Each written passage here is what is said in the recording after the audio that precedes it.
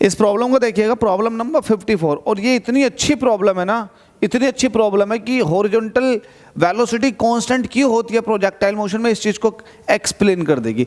आपने projectile motion के question किए होंगे, अब प्रोजेक्टाइल को आपने हॉरिजॉन्टली किसी बिल्डिंग के ऊपर से प्रोजेक्ट किया होगा, और हो सकता है आपने ज़मीन से किसी पर्टिकुलर एंगल पर प्रोजेक्टाइल को प्रोजेक्ट किया हो। तो इन दोनों के केस में अगर आप देखेंगे कि हॉरिजॉन्टल वेलोसिटी जो होती है ना वो कांस्टेंट रहती है।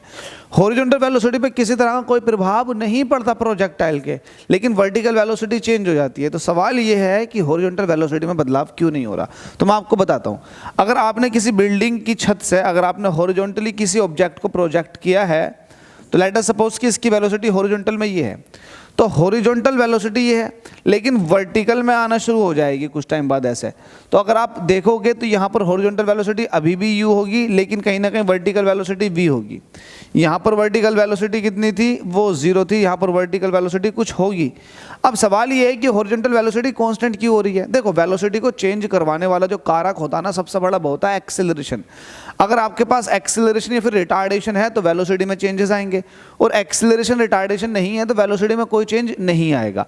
अब जब आपने हॉरिजॉन्टली फेंका ऑब्जेक्ट को, तो उसके एक्सेलरेशन या फिर उसके पास रिटार्डेशन नहीं है, एक्सेलरेशन भी नहीं है। अगर आपने एक यूनिफॉर्म स्पीड से फेंक रखा तो ना तो उसके पास एक्सेलरेशन ना उसके पास रिटार्डेशन है, तो वो हॉरिजॉन्टली सेम वेलोसिटी से मूव करती रहेगी। लेकिन वर्टिकल वेलोसिटी अगर बात करोगे तो वर्टिकली ऑब्जेक्ट अगर नीचे को आ रहा है तो ग्रेविटेशनल एक्सेलरेशन काम करता है ना। वर्टिकल में अगर आप ऊपर की तरफ फेंकोगे तब भी और नीचे को आओगे तब भी एक एक्सेलरेशन वर्क करता है, ग्रेविटेशनल एक्सेलरेशन। वही एक्सेलरेशन उस ऑब्जेक्ट की स्पीड को चेंज कर देता, वेलोसिटी को चेंज कर देता।